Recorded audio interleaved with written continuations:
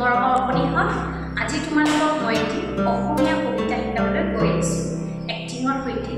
তো আশা কৰোঁ তোমালোক আটাইয়ে মন দি চাবা আৰু ঘৰতে প্ৰেক্টিছ কৰিবা। কবিতাটোৰ নাম আমাৰ ফুলনি।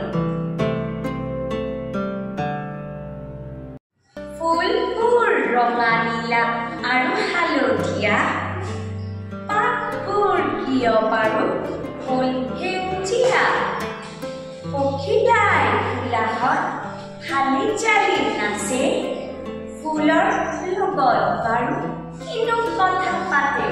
আকৌ এবাৰ আমাৰ ফুলনি।